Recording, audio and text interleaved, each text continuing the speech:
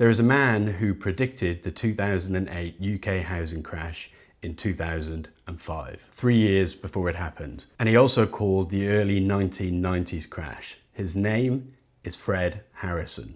And his model, the 18-year property cycle, says that we are approaching the most important inflection point in that cycle to date. The question is, does this mean you should be buying, waiting for the crash or the growth, depending where we are, or doing something else entirely? Fred Harrison studied UK property data going all the way back to the 1600s.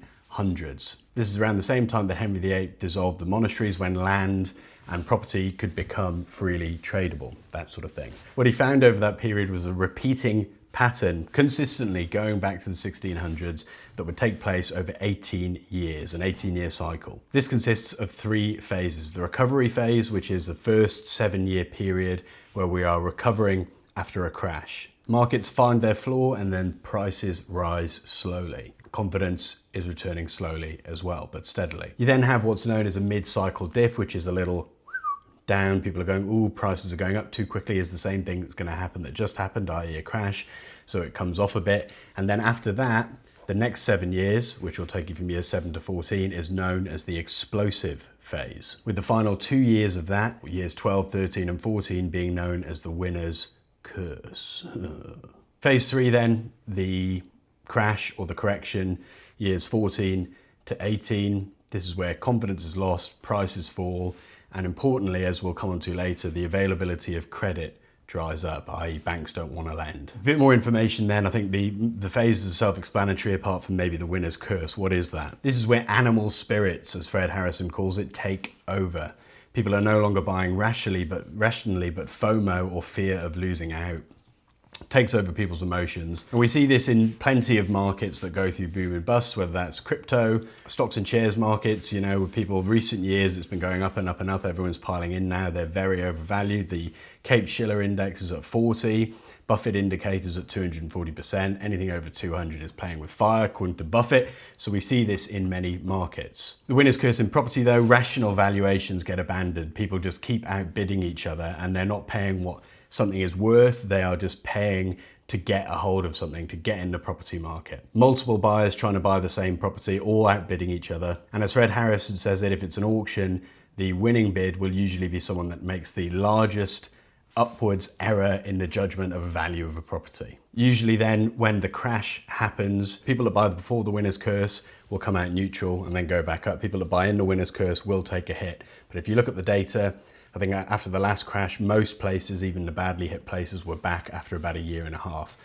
Examples of this: if you bought in London in 2014, 2016, then a crash. If you bought in Dubai during COVID or just before COVID, you would have felt this. Again, if you bought in Dubai recently at the start of this year, but I think that's slightly different. It's not cyclical. Where are we now then? Let's map the cycle, and so hopefully we can use it to make informed buying decisions. I like data, facts and figures, so when I look at numbers like the Cape-Shiller or cycles, 18-year cycle, I like to see that, especially if it holds water going back, but I don't think you should fully rely on it. You should use it to help make decisions. In my opinion, if you're buying for the long term, there is no bad time, there is no good time to buy. The best time is simply now if the financials stack up. So where are we now? The recession phase, 2008 to 2012. This was post GFC, so that's 4 years, the recession phase. The recovery phase then, 2012 to 2019.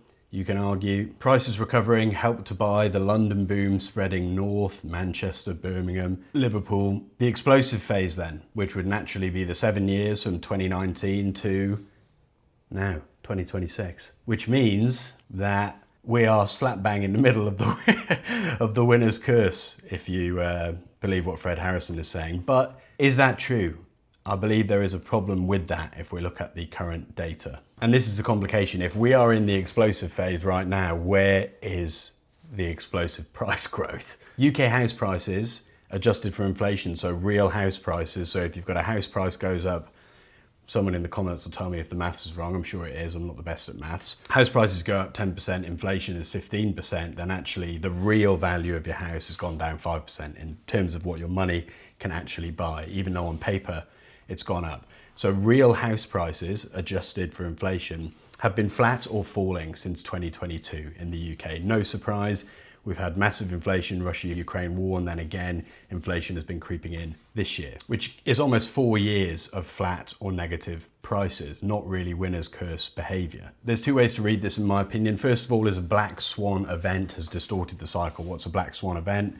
COVID, something that no one saw coming. COVID created a mini boom, you could argue, from 2020 to 2021, and then going into 2022, inflation with the Russia-Ukraine war and extreme interest rates, you could argue, then created a recessionary phase, which you can track really in real house prices from 2022. And Harrison actually says himself the cycle can run short, 16 years, or long, depending on exogenous or external effects, which if that was the case, and we have had the recessionary phase, so the cycle could have run long or short, so it could be distorted, or you could argue that that 2022 to 2024, 25 period was the recessionary phase in terms of real house prices, and now actually we're going to be entering a recovery phase for 7 years of growth, and then another 7 years of growth for the explosive phase, so 14 years of growth coming up. So what does the data say as of now in mid-2026? Falling interest rates, the Bank of England have cut 5 times since August 2024, although we are in a holding pattern at the moment. It doesn't look like they're going to go back up, but it might be a little while until they start falling again. We'll find out soon, or we will have just found out, depending on when you're watching this video. Record nominal house prices. The average UK house price crossed £300,000 for the first time. Nominal being not the real value, inflation adjusted, but on paper. More first-time buyer mortgages than any point in history. This is a real key part of the 18-year cycle. Fred Harrison talks about the availability of credit being increasing when you are in the recovery and the growth phases, explosive phases, which we have now. Savills are forecasting growth of 20% across the UK, more up to 25, 27% in different parts of the UK, mainly the northeast and northwest, which to me would suggest actually we're in a recovery phase or some sort of growth phase as opposed to finishing an explosive phase or in a recession phase. What does it mean practically then? Here's my take on it. Here's my honest opinion then on the 18-year cycle. It's one of the most interesting frameworks within property. Fred Harrison's work is really worth reading. His book, I think, is called Boom and Bust and the History of the Great Depression, or Predicting the Great Depression. It's a bit long and slow, but it is very, very interesting, and it does stack up, and there's a lot of data points as a property investor you could use. But personally, I don't use it to make buying decisions, and I would caution you against that as well. Even if the model is accurate, and it does have a great track record going back 400 odd years, timing the market precisely is almost impossible. You might be right about the decision to buy now, but wrong about the timing by a year or two. If it runs short or long, you might say, okay, we're entering this part of the explosive phase now, I'll buy, but what if it's the winner's curse? So even being marginally off could cause financial distress, i.e. rental income, lost growth, foregone growth, and the compounding that only works if you're in the market. I mean, if you're waiting, okay, I'm going to wait for the crash. What happens if it's 2 years? 2 years of rent at £12,000 gone. 2 years of growth at 3, 4, 5% gone. Trying to time the market as opposed to time in the market is even more apparent if you look at data on stocks and shares. The S&P 500, for example, there's a great chart, I'll try and throw it up somewhere, that talks about if you miss the 10 best days by trying to time the market in the S&P 500, then your returns are X amount lower. I think it's something crazy like 20, 30, even maybe 50%. And if you're worried about making the wrong decision, if you look at 2007 as an example to inform your decisions, even if you bought at the very peak in the worst, most overvalued place at the time, Northern Ireland, for example, one of the bad places. By 2010, 2011, the majority of markets had covered. So as long as you were not planning on selling it very quickly, which again, my personal strategy is buy and hold for the long term, don't buy and flip, buy, hold, keep it for as long as possible. If you're doing that, then actually buying and then a correction happening doesn't really matter. You're still getting rental income, you're still paying off the mortgage. So what's that? Total of 3 years, the worst financial crisis this century in a very, very long time. 3 years later, you're fine. And that's in the worst markets. If you bought in strong, genuinely strong locations, strong pie, population, infrastructure, employment, strong underlying factors, then you were okay much, much quicker, within 18 months in most instances. And that for me, I think highlights one of the key points here, which is the cost of waiting. And it's a cost that's never really discussed in property. Everyone talks about stamp duty, this cost, that cost, all of these different things, but It's the cost of waiting, in my opinion, is the biggest cost. If you wait 5 years for the right time to buy, and I have a story about a gent in Singapore that we first met in 2016, 10 years later, he's still waiting for the right time to buy. If you wait 5 years, you miss 5 years of rental income. You miss 5 years of growth. You miss 5 years of inflation eating away at the real value of your debt. You miss 5 years building for the future. You miss 5 years of your life because you're waiting. So the 18-year cycle is useful, but it is not the be-all and end-all of decision-making in property. In my opinion, in my experience, this is the framework I use that I think is much more applicable than the 18-year property cycle when it comes to buying property. When I come to buy a place and look where to buy, I use 3 factors that I will consider regardless of where we are in the cycle. First is supply and demand, not headline figures. These are the actual data points. What are vacancy rates? How long are properties on the market for? Are they selling at asking price, on asking price, below, above, at and on are the same? Then I overlay with that pie, which feeds into supply and demand, population, infrastructure and employment. Is there a large population of people that want to live there? Is it growing? Is the infrastructure there to get those population, the P, to and from, the E, which is the employment? Are they good employers? Is it growing?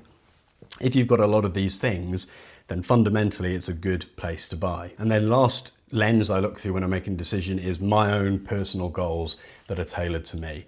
Will this property bought now help me move me closer, help me move me closer to my goals, whatever they are, because they're mine, in 10 years from now, 5 years from now, 1 year from now? Will this decision move me closer, yes or no, regardless of what markets are doing? And for me, most of the time, if it's a good property, bought well with those key points behind it, the answer is yes. So to surmise, if that's the right word, the 18-year property cycle is worth understanding, just like how inflation impacts interest rates is worth understanding.